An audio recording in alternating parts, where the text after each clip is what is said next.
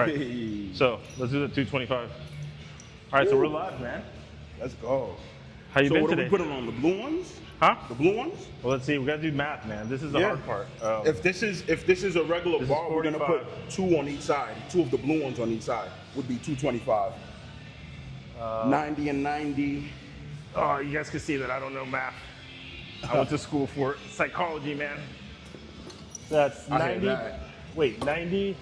90 and 90 is 180, right? Plus 45.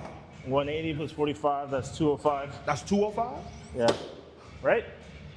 90 plus 45. Wait, hold on. 180. Yeah, 225. Right? Take 20 from the 45, and that's 200 now. 180, 200, now 25, 225. 225. All right. So, Yep. oh, okay, that's it, right? Yep. Oh, we put 2. Yeah. Oh. All right. So that's some dead space there. Ugh. Let's clip this. Yep. So how's your day, man? What'd you do? Today was interesting. You're supposed to get a car, but that didn't end up happening. So I focused on the schoolwork. This weekend is gonna be busy, so I wanted to get the schoolwork out the way. And yeah, did that. And relaxed. I relaxed. Yeah. Nice, man. How about you? Worked all day. Yeah. From the crack of dawn till now. I've been having to practice relaxing. Yeah. Yeah. I mean, this is my relaxing, right? This is a good relax. But that's been my issue, is my relax has been very stimulating at the same time. All right. So you want to tell the people what we're doing here? Yeah, so we're about to do some deadlifts. We're doing 225. How many sets? 2? For 3? We're doing 2 sets. Yeah. For 3? 3 reps? No. What? How many reps? Oh, as many as you can. Let's go. All right. All right. I'm gonna chalk myself up a little bit. All right. So we have Mr. Marvin here. Marvin, Yes, sir. How did I meet you? We are here. We are here. My name is Marvin. I don't know if you can see me. We're about to do some deadlifts. I am super scared. Haven't done legs in a while, and this guy, he's a beast. So let's see. Woo! Let's see. Whatever he said. All right, let's go.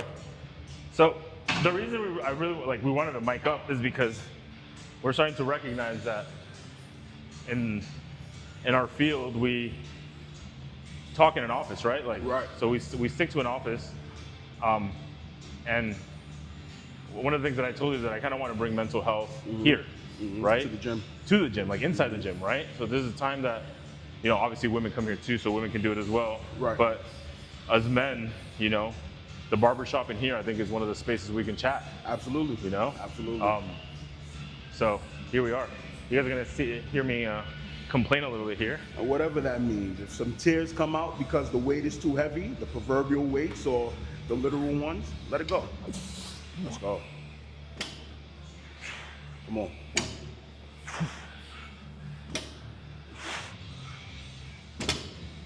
Good form. Sure.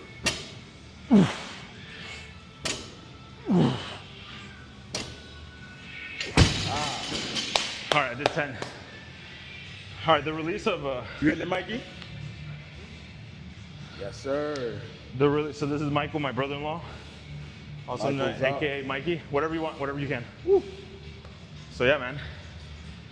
Good. Well, it's good form too. So how you feeling about? Have you talked about what's going on in your life publicly? No. No? No, I haven't. There are a lot of people who don't know. Yeah. But just because I haven't gotten to speaking to them about it. Yeah, I hear you. Yeah, I was just talking to my mom about. Sorry. I have a cousin who I want to tell. Yeah. But the relationship is so estranged. We grew up together, but I don't know. I hear you. A lot of it has to do with considering who I want in my life. So it's a lot of thinking is going into like preparing for this stuff. Yeah. So let's hit it. Yeah, I mean, letting people in as we get older, becomes a little bit more selective, you know? There you go. Come on, man. Give me that pump. Oh, man, your form is perfect. Let's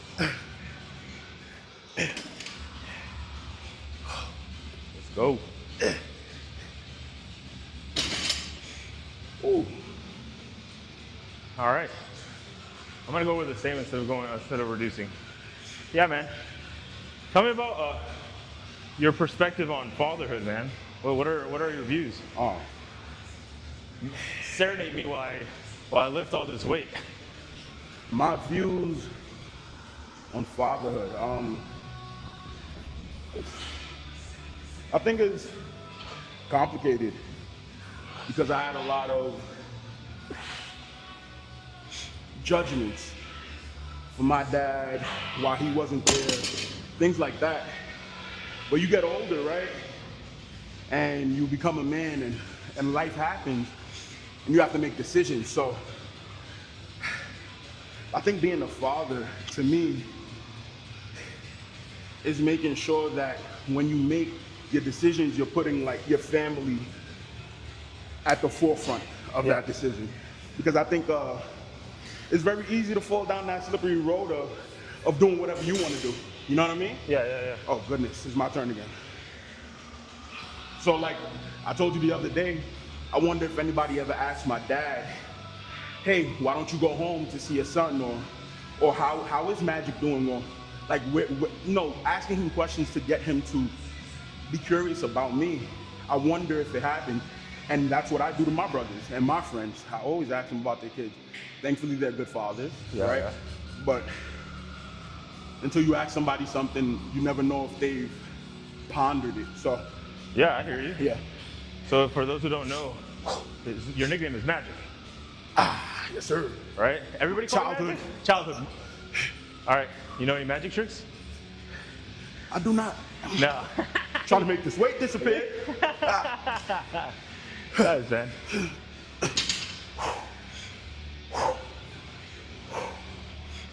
Let's go.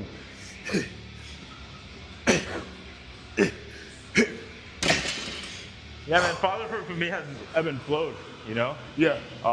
You're next, right? Or you went already? He went. You okay?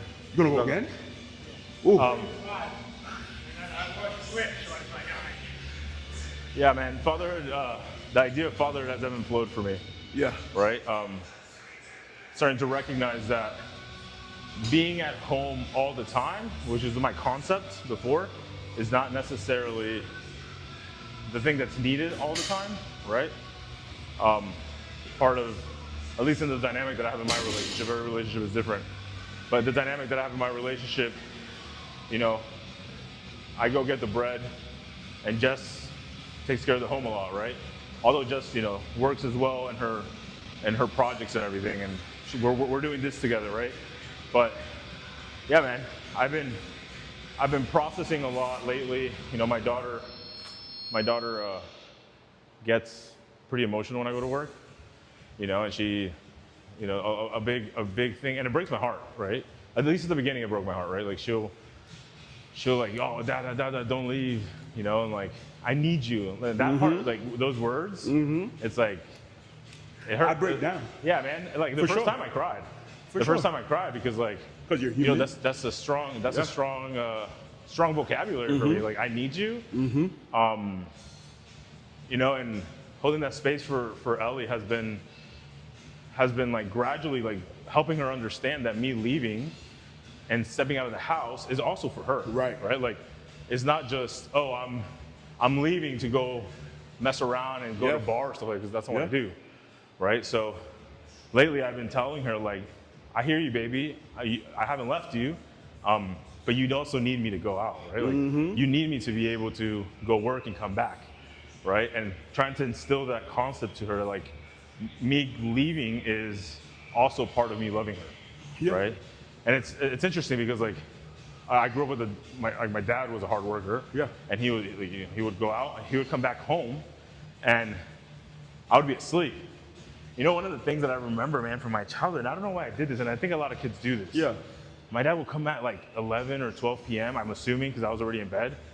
And he would come and kiss me goodnight, and I would wake up, but I would act like I was asleep. I have no idea why. Yeah. I think all of us did that. And I'm trying to find an answer. I don't know. Yeah. But even you teaching her about your distance, you know, abandonment issues is a thing. Yeah, you know what for I mean? sure. So if we don't attack these problems when they're at those infant small stages, then they grow into these massive things. So I think that's a good thing. You're teaching her how to deal with the separation from you, and teaching her that it's healthy. You know what I mean? Or that it's for her benefit, or she gains benefit from it, you know? Yeah. I was having a conversation with different men, and a lot of the things that I'm feeling when it comes to becoming a father, like I've wanted this for such a long time. Other than you, I haven't spoken to many men who feel these things. Who like I asked my brother, you know, I said you didn't tell me about what it felt like turning from a man into a father, and he said, well, each time that my wife was pregnant, I was going through my own trials and tribulations, and I wasn't there for her. So I didn't experience, he didn't experience, and a lot of men don't. So I'm trying to figure this thing out right now, how to be a good husband right now. It's not even about being a father, but how to be a good husband. So the place that's carrying the baby is good, healthy, calm, stress-free. And I wouldn't say it's difficult. There's not many people who get where I'm coming from or understand the patience or can give me any tutelage. So one thing that I can say, fatherhood, at least for me, doesn't come from my head. It comes from here, right? It comes from my heart, right? And like, if I guide myself to be a father from my heart, like it's able to guide my mind, right? And I totally know that there's areas where I have to keep growing, right? There's areas where I have to keep advancing as a father and keep advancing as a man, right? But I have to touch my heart a lot, right? And metaphorically, sometimes like really touch my chest to really recognize, okay, like as the man presenting in front of my daughter, like how can I hold more space for her, right? Yeah. How can I love her and care for her, but at the same time do the things that I have to do, right? Like today, I worked from 8:30 in the morning until just now, back to back, and I have a half an hour break. But for example, you said your dad did that. Yeah, my dad did that. So what I'm talking about and what you're talking about, we haven't seen it modeled. Men from our men, right? Yeah. We've had to fight for our place outside. So we come home, we have to be strong. You know what I mean? And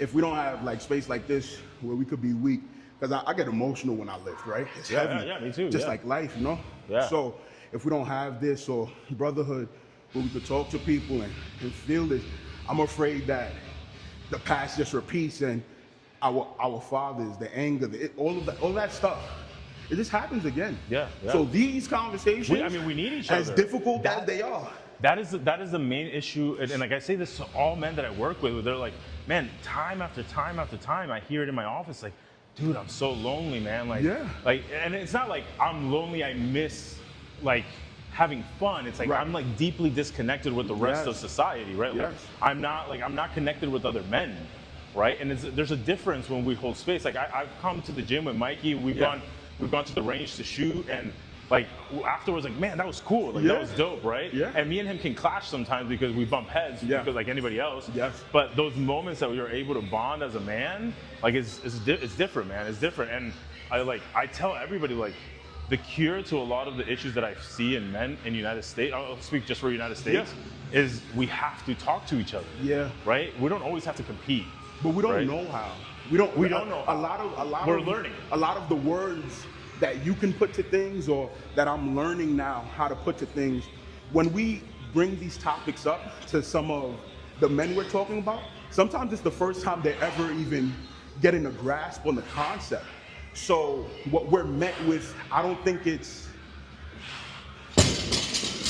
rejection. I think they're unsure and confused. You know what I mean? Yeah. So I really like your idea of coming here, talking about this stuff, and moving some weight, man. Yeah, I mean, this is bilateral movement, right? Bro, you feel something when you move. I feel something. When you move, I move. Hey, just like that. When I move, you move. Just like that. Yeah, baby. You hit some more, Mikey? All right. Yeah. We talk about it in. I'm done. We talk about it in, on this one. Yeah. So I have one more then. Yeah. We talk about it in therapy that a lot of the way to process trauma is through movement, right? Not only, guided, right? Like I don't want to be misunderstood, right? Like, yeah. Obviously, as a professional, we have ways to guide people through their trauma. However, like going for a walk when you're feeling down, that's like an actual coming to the gym, man. One of the recommendations that I tell all my clients, and if they hear this, they know it. Like, bro, grab those negative thoughts and come to the gym. Do whatever. Like, it doesn't, and like you don't have to come to the gym, right? Like, you can just do it outside, right? Go chop some wood. I don't know. Go fix your garage. Create movement and have those thoughts in your mind because you'll be able to process the movement you're talking about. Does it have to be strenuous, at least a little bit? Like you say, go on the walk. Should the walk be at least a brisk walk, or? I don't like. I mean, it's not a prescription, right? So I don't think there is a right or wrong way. A right or wrong way. I think what I'm attempting to tell everyone is that when you're having these thoughts and your body is stuck on a bed, on a couch, on a seat, your thought is going to be stuck with it. So what happens is that your mind ruminates and goes in circles and circles and circles, right? This is what we call rumination. And it becomes so hard to see outlets and to see different routes out of the things that are negative in your mind, right? And sometimes people don't have an escape, man. Like I see this all the time. Like they have a thought, and from the outside, I'm like, dude, just take left, right, and it's right there, man. Like it's right there. Or like, I don't know if you've seen that meme.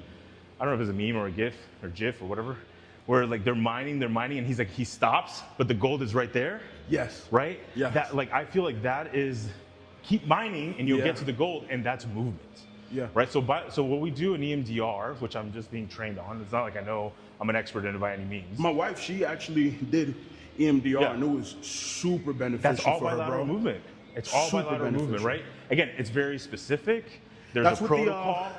the lights, dots, right? You can do tapping. You can do like there's these little sticks. Yeah. There's also, they sell these pulsing, vibrating things that you can give your clients to hold in their hand, and it goes right. Really? And it helps them process, and then you can help them move faster or slow it down. That's the REM sleep. So it's supposed to. Okay. So it's not. I'm not quite sure, and don't quote me here, but Yes, sir. when you go to sleep, your eyes move rapidly, right? REM sleep rapidly goes to that. Okay. But that helps your mind process, right? And the science about it escapes my mind right now because I'm on the spot. But at the end of the day, like what we try to help clients understand is that we need to have some sort of movement, right? And that movement helps you process it. Again, there is a specific way of doing it. There's a protocol to do it. It's actually very manualized, which I resisted a lot because I don't really care for manualized therapy. But man, I did it and it was amazing. Like you get to an insight, and as a therapist, you're guiding them through the process of insight. And like I was telling the therapist that I was training with, because we were giving it to each other, the treatment. So you do have to. You have to. That's It's part of it. And then you have somebody come in and help you and like process it with you and like help you. Like if you get stuck as a therapist, they'll like step in and most programs where you learn techniques, they'll do this. And I was telling you, I was like, I felt as a therapist with you, I was corralling you into insight, where in like open therapy, what ends up happening is that we, like at least just let's say talk therapy, or if we do cognitive behavioral therapy is a little bit different, but it's very open. So you kind of go and navigate the realm of the mind with the client, and you go with their wave. In EMDR, you guide them, right? So they have a spark of an insight, you're like, go with that, right? Tap, tap, tap, tap, tap, tap, and then they get another insight, go with that. And you'll see the emotion spark up, and then slowly come down. That is interesting. And the goal, the mission is to get them to go up and down before the session is over, but sometimes it's impossible. You want them to get up and down in the session. Yeah. You want to, we say we want to activate them, right? So you want to feel it, right? You want to feel it. And sometimes it's going to the trauma, right? And whatever trauma it is. And you actually don't have to tell the therapist what the trauma is. Like you can sit with me and we can process it and you can give me the insights without telling me the whole thing. And it still works because it's your mind, right? So it's like, let's say you were, God forbid, an accident, right? And it scared you and you're very traumatized, you don't want to get in your car anymore. And the story is really long because it was on the highway on 77 heading to Charlotte. And anytime you go down 77, you get charged. But again, you don't really want to talk about it. And that might be layered because you're a male and you don't really communicate. Let's say that's your case, which I know it's not for you, but let's say it was. I don't have to know the whole story. You could just tell me, hey, Louis, I'm oversimplifying it, but hey, Louis, I'm having these really difficulties with the car accident. I get to know your negative core beliefs, then we'll try to find your positive core beliefs, and then we walk into it. We create a safe space. We create what we call a container to put your emotions in, to hold if we have to bring you down, right? Because we're going to activate you. Yeah. So all that being said, you don't have to tell me the details of the accident. All you have to tell me is, I was in the accident, it felt really, really difficult and I get really scared. Go with that. Tap, tap, tap, tap, tap, tap, tap. Okay, and then I tell you, okay, come out, take a deep breath. What did you notice, right? And you can tell me what you noticed, right? And that noticing might be like, I felt like my life was gonna end and I've never been that scared. Oh, go with that. Tap, tap, tap, tap, tap. And then I keep going. So as a therapist, from a clinical perspective, because some people, I'm reading about neural pathways and I think they're called schemas or something like that. And it sounds like the tapping and the thoughts are reviving or send, what is it, neurotransmitters or something, and sparking those thoughts back because you forget over time. There's a whole That's science on it. crazy. And to be And to be quite frank with you, they taught us all this. This is it's only because I literally just read about it last week in class, and you're saying this is. I do have the material, so if you want to read it. I want to see the TED Talk. Yeah, if you want to read the TED Talk, bro. If you want to read it, or I'll intro you to it. So again, it's really cool. And obviously, I mean, diehard EMDR therapists, they're like, this is the thing for all clients potentially. Little T or big T traumas, which there's a lot of research on little T and big T traumas. That's not really a thing, but anyway. Right. However, I'm a cognitive behavioral therapist by heart. It's one of my favorite things to do. Also because I like the Socratic method. So for me, that's my jam, right? So I started doing EMDR with some clients because again, I just started doing this. Right. And I've noticed that I also all right, we got you to a place here, but I want to do some of my CBT work with you for a little bit. Now, is it the right protocol for EMDR? I'm not sure. I just know that, the trainer told us we have to use our toolbox and navigate the client through our toolbox. All that being said, right, taking it away from the therapy office conversation. Because it started with movement. It's movement, right? So, okay, maybe you can't afford going to therapy to do MDR. Maybe there's too much going on. Maybe there's a lot of traumas. There's consistent trauma in your life over and over and over again. Again, little T trauma. So, how can you help yourself, right? How can you start to create a little bit of processing without necessarily having to come to me all the time, right? And because one of the things that I have is don't depend on me, right? Right. I want you, my biggest goal in therapy is for you to leave. Yeah. Right? For you to leave and live your life. You're a successful therapist. Yeah. I've told some clients, their success is my success, right? Them feeling fulfilled in their life. And I'm going to jump into another topic here really quickly, but one of the biggest issues that I have or misconceptions of therapy is that you go to therapy for a crutch, I'm gonna go and hug you emotionally. Nah, bro, I'm not hugging these people emotionally. I'm listening to them. I still have that preconceived notion, if you will, because I feel like it's supposed to be where an accountability coach could tell you about yourself a little bit. Yeah. A therapist has to be a bit more, and this is my understanding. We are empathic, right? So I can hold space for you. Yeah, we're gonna take it off. I can hold space for you. I can listen to you. I can be empathic. But if you're coming to me 2, 3, 4, 5 sessions and it's the same thing over and over again, hey, let's take some actionable. Let's take some actionable states because I'm noticing that you're stuck. Yeah. Right? Like, why is it that you're stuck? And hey, no judgment. I've been there. I've been stuck. I mean, I've been stuck with some of my negative thought patterns for years, right? And kudos to my own therapist that I've had because, I mean, I'm sure it's annoying, but you know, the actionable steps and trying to create independence within the conversation and the processing is a big part of the work that I personally do, right? And all the therapists that I know do. Like, I know very little therapists that are desiring to like just keep working with that client. Like, clients come, right? So circling back to the hey, go do the bilateral movement, the desire there, the goal there is to get that person to learn the skills outside of therapy, right? Like, learn that movement outside.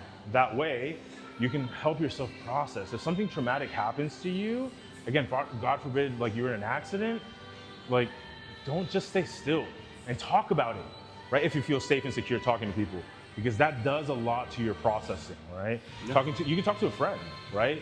And you can process it. And a lot of people, you know, call it like complaining or bitching, but that's actually a very important part of us, like, because we're vocal animals, like we verbalize, like we need to talk, right? God gave us the gift of talking, right? And sometimes we experience things and we don't know that we experienced it until we verbalize it, right? Absolutely. And that's the beauty of vocalizing the things that you felt, and that's what happens in therapy, right? Right. Like, you could have gone through something really, really difficult, and until you don't verbalize it, you don't actually like, you're like, oh, like, I've had a lot of clients who are like, absolutely. Oh, I did go through that. Yeah. And it's like, now how do you feel about that? Because you've been holding it in, right? Like, I held in my like, everybody can see my traumas, right? Or my negative coping skills, which is seen in my weight gain, right? Like, I cope with food. Same. Right? Because I don't talk about even as a therapist, I don't always talk about or process my stuff in a healthy manner. This becomes the option. Right. This becomes the So when you go to make it more practical for some people who don't know, bilateral movement, are you talking side to side? Yeah, so this, like, literally just, this is bilateral movement, right? So a self-soothing thing, when you see people pacing, like just going back and forth, back and forth, back and forth, which Mikey does a lot. Yeah, the pacer. That's a self-soothing. Right. That's a self-soothing exercise, because at that moment you're emotionally charged. Right. It's the same thing if you go through a trauma and you go process, right? It's a self-soothing technique to help you. It's like the rocking, right? Which, you know, evolutionary psychology, I'm not sure what it really says, it talks about when it comes to like the self-soothing, and I'm sure I can find the research or maybe somebody will comment on it. But evolutionary psychology talks a lot about that. We have to do squats now, body squats. Let's go. Over here. No, like, right here. Like just squats. Okay. As much as you can. So, and we can take turns so that we can keep talking. So yeah, I don't know what evolutionary psychology talks about in regards to like the bilateral movement and the self-soothing, but when it comes to like trauma and trauma work, it's a very important part of it. So that is the emphasis that therapists try to talk about when it comes to exercise. Like, I'm not clearly, I mean, I don't know if that's clear, but I'm not advocating for you to get skinny. I don't advocate for nutrition or diet, because I'm not a nutritional therapist. I'm not a fitness coach. You want that? Go to Jessica, to my wife. Right. She's the one that's certified for training, not me. Right. But what I can recommend is just come to the gym or go jog outside. So I used to be a jogger, and that was my thing, right? Like, jogging. That was my therapy for a long time, in conjunction with therapy, right? But just move somehow. And if for whatever reason there's some. What about the person, or in the times where we're in our heads? Like, there's been times in my life where I can't get out the bed. Like, I want to, but I can't. How does that person start the movement? Like, should they, when they have to go use the bathroom, take advantage and do something else in that moment? How do they start moving? So I would say so you're talking about somebody that's catatonic or going through like a heavy episode of depression. Right? I wouldn't talk to them about this. Okay. Right? You have to meet your clients where they're at. Okay. Right? So if my client had the energy to turn on their laptop, because I do telehealth, to turn on their laptop and to talk to me, that is a win, right?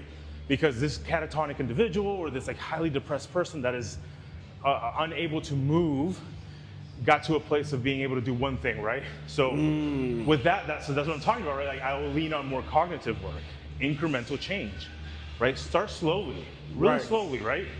I'm not trying, again, I'm gonna say some of this stuff because I see it online, right? And it's like the pushback, and this is the way that I can push back. I'm not trying to coddle them. Right. I'm trying to help them one step at a time, right? If you come to the gym, I can't expect you to do a deadlift of what we just did. Right. Right? Like you have to work your way up to that. The three of us have experienced deadlifting, right? And for lack of better words, also we have experience lifting our bodies. Right. So we can all lift that. Right. But if some, very scrawny, skinny person comes to the gym, you're not going to give them 250 pounds to do deadlift. Right? Why am I going to tell a person that's highly depressed, hey, go for a walk? That's good. Right? Because that's good. Because they can't carry that weight. Yeah. You got to just start with the bar. Yes, sir. Just start with the bar. Yeah. That's a win, right? Something you said the other day, and I told you I've mentioned it. Brush your teeth. Yeah. Just go brush your teeth. Brush your teeth. Make your bed. I've told brush your teeth. Like if you're not, brush your teeth and go lay back down. Yeah. And do that for a week. Brush your teeth every day and go lay back down. Yeah. That's gonna build a certain strength, and you might hop in the shower. Basic, basic behavioral structures help the mind significantly. Yes. And a lot of people don't really recognize that having an organizational structure. Yes. There's a reason why it works in the military. There's a reason why, now, we can go on a rabbit hole with the military some other day, but, and I'm not a veteran or anything, so I'm it frees your mind to think when you have a routine. You ever think about that? The routine is set. So today I remember when I was in school, every day the schedule was the same. I didn't think about walking to the next class. It just happened. You know what I mean? So I think a routine frees up your brain to think of those other things that you say we don't usually think about. Yeah. You know what I mean? But if our world is in chaos and we're always thinking about the next thing, we don't have time to mull over our grandmother that died last year. You know what I mean? Yeah. So that routine thing is good. The biggest blessing is our mind, and it's also the biggest curse. Oh, man. Right? It's a double-edged sword. Yes, sir. Right? So we have to find a balance. And shit, I'm trying to look for that balance myself. Right? I'm doing it by becoming friends with you, right? I'm doing it by coming to the gym here. I'm doing it by doing this, right? Like, I'm trying to find some sort of balance. But again, going back to the basics, how can you get, let's say you're a man and you are married and you have children and you get wrecked with depression, right? And you can't get yourself you can't get yourself out of bed. And you have your wife angry at you because you're not getting up. Your kids and are counting on you? She's tried. Let's say she's tried for many months to help you, and now she has gone to a place of, I can't do this anymore. Fatigue. There's our jam. And the children are like, hey, what's going on with dad? You start feeling that pressure, right? Well, first, you have to be assessed by a That's how I professional. talk about depression, though, is depression. And I tell a lot of people that, and you have to push. You got to push the pressure off of you. Yeah. And that's because it's a mental gym. Yeah. It's easy to look at the weight and say, I got to lift this up.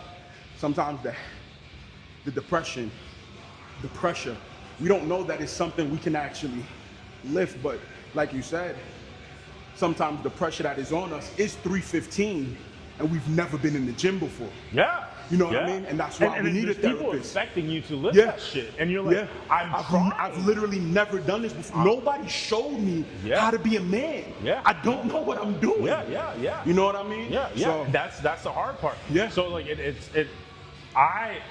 so me personally, like in my own life, like I've gotten to places where I used to joke around, not joke, but I used to say this very loosely, like I don't do depression, right? Because I'm so neurotic. Right, like my neurosis level on the personality scale is pretty high, and I'm a type A-, right? Because if I was a type A, I think I would be in another place in my life. I have some tendencies of like let's go, and I try to scale it back because I don't want to come off as like I'm trying to control people, because I really am not. But I didn't recognize my depression. I didn't realize when my depression. So we talked about the person that can't get up, but there's the person that can get up. Yeah. My depression is this. Yes. Like you see, and everybody saw it, man. Like I remember one of my buddies back home in Orlando was like, dude, like I've never seen you this heavy. Yeah, man. And like and he said it with love, right? Like he wasn't criticizing me. And I thought about this and I'm like, yeah, man, I'm bummed out. And they naturally, a lot of people were asking me and inquisitive about my relationship. And it wasn't my relationship. I was with Jess. Okay. But it was different factors. I was very disappointed with my feelings.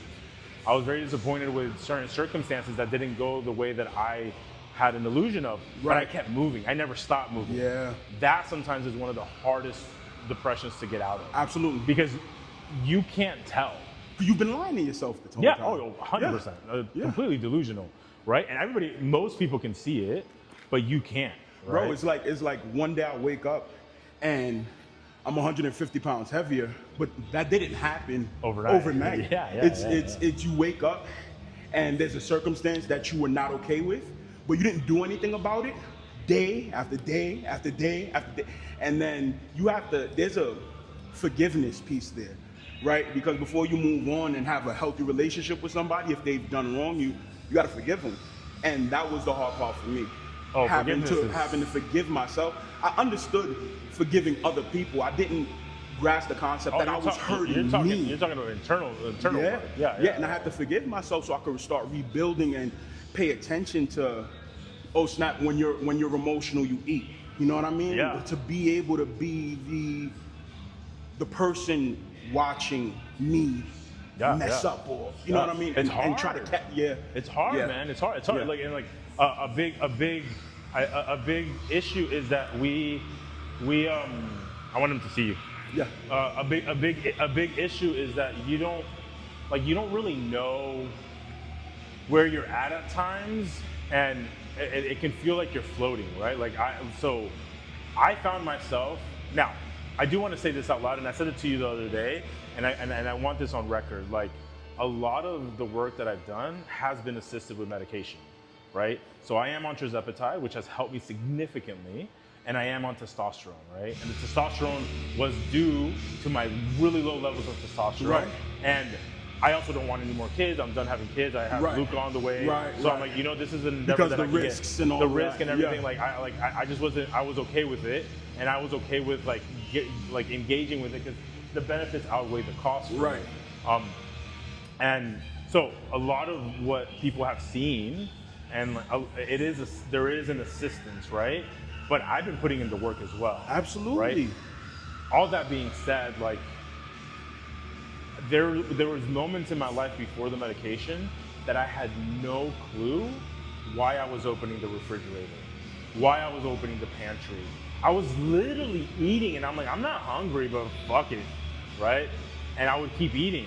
And I remember the first time I took the tirzepatide, man, I don't know, were you home? Or were you? I don't know if you were there. You might have not been there. You might have been working because it was early. So I spend most of my time with my family in the mornings because I work in the evenings. Right. And I told Jess, I'm like, I'm done eating. She's like, what?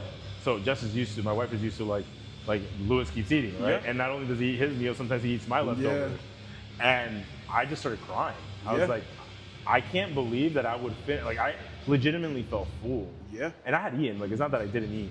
And I started to recognize, like, oh, and I'm not advocating go to your doctor, talk to them, but for me, the GLP, the hormone that helps you, was not there. Yeah. Right. And I started to like, oh man, like this is really changing a lot of like my chemistry. It's really helping me.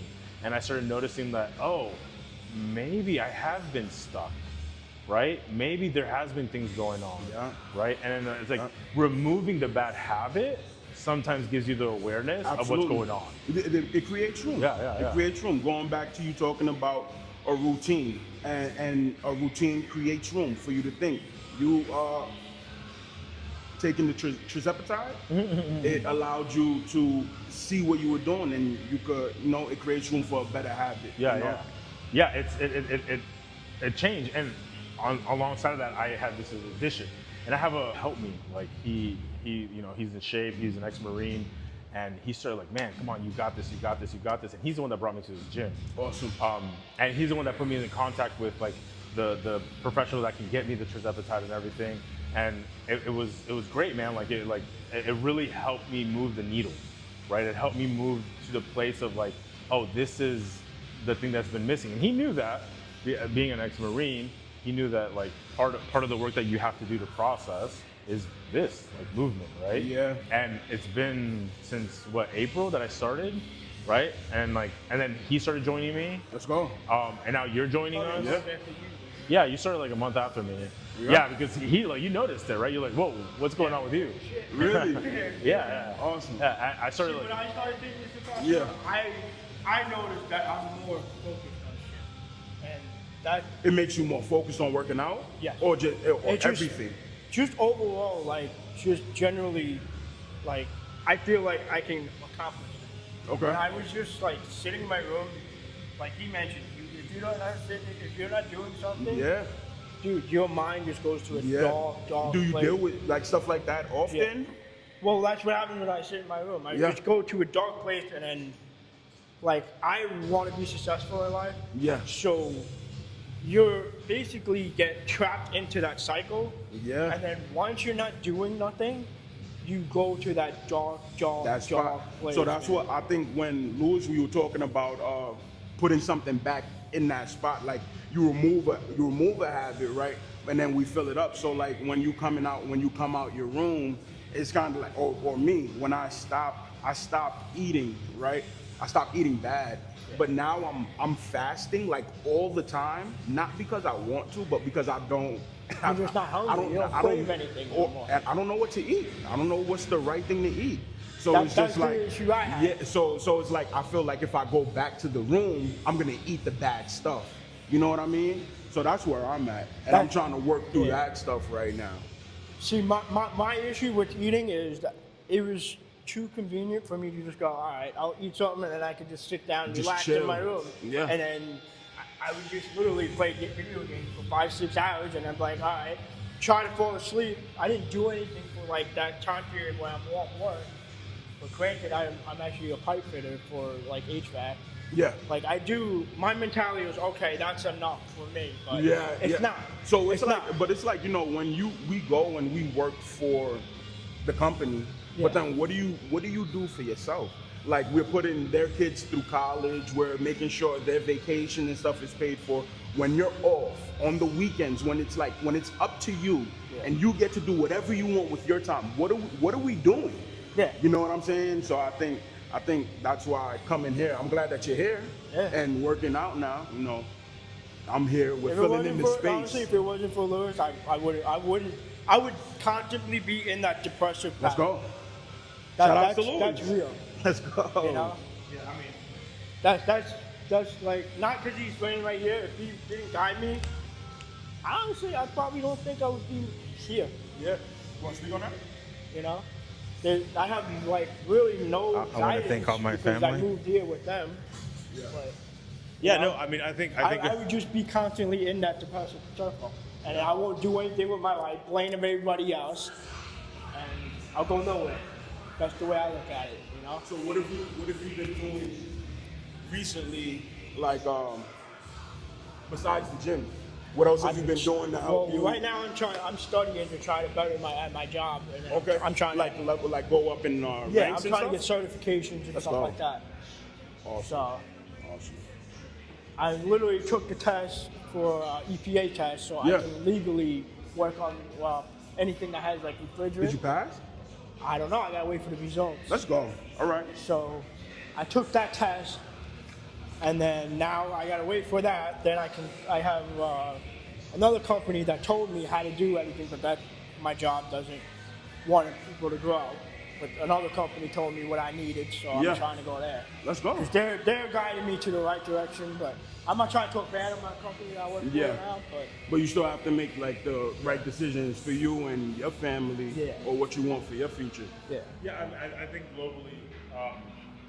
globally, there is a path to growth, right? Like there's different things that you have to do, right? Like for me, I'll speak for myself. So come to church, bro. Come hang out with us at church. Yeah, I told them. Yeah, you are? I told them. You gonna come? Let's go. I'm gonna come.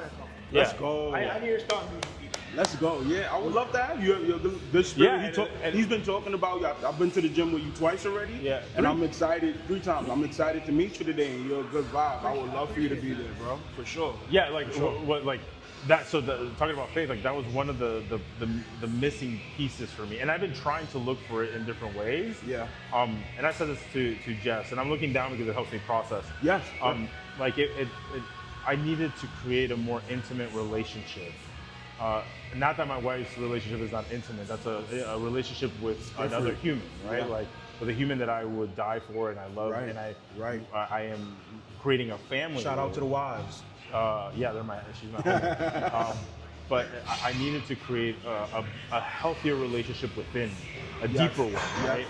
And like, and that for me is faith. Like, I've learned to like create that, like, there's like an energy in me that now can move, at least in my mind and in my belief, move in the right direction. Right. So the more it moves in the right direction, the better I feel. Right. And I have not yet left church one day and said that wasn't worth it. Right. Like there hasn't been one day that since I've been going to Freedom that I have left and like, oh, that was a waste of time. So I challenge you now. What if that day comes and what happens if that happens? What do you I'll do? lean on you. Amen. Amen. I'll lean on you. Bro, right? I was going to see if you, because we giving y'all tools, right, to use the brotherhood. And when you in a hard time, right, you're supposed to lean on your brothers. And that's why I want you to come to church, right? Then you don't. It's not just him. You have access to me, and then whoever else you connect with. You know what I'm saying? And then the connections are in faith. You know? Yeah. And that's what I was telling him the other day. I was like, it's not just like talking about Jesus and like talking about the Bible. There's more to it. Yeah. Right? There's that internal relationship, and then there's that relationship you create with the people that are also walking on the same path or attempting it. And sometimes the path changes, and that's fine, but we're there, right? At least it feels that way. You know what they talk about? They talk about Jesus, right? And he carried the cross, and the cross is supposed to be like 300 pounds, right? And he's carrying it on his back. That means that he was in the he was built. You know what I'm saying? Bro, lifting. I'm saying we in the right place. Yeah, you know? man. Yeah. I saw a T-shirt. It's funny you say that. It's funny because I saw a T-shirt this morning on Instagram.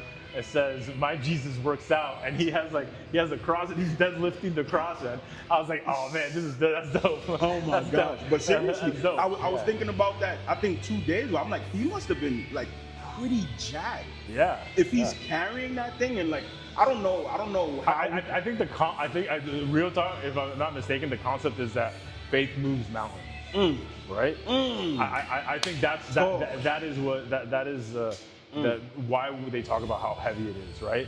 And in Latin America, or at least I can speak for Colombia, like I've seen it, and I've seen it in other countries too, where people will walk the distance that he walked with a heavy. Really? Like with a 300-pound, I don't know if it was 300 pounds, but a 300-pound cross. It's impressive, man. It's impressive. It's impressive. Yeah, maybe we can have a petition for a cross here and we walk back and forth. What do they do? What's those? The farm carries. Oh, the farm carries. Just a cross carry. Yeah, man. All right, man. So let's go upstairs. We're going to tune out. So, yeah, I'll see you guys later. Peace out. Peace.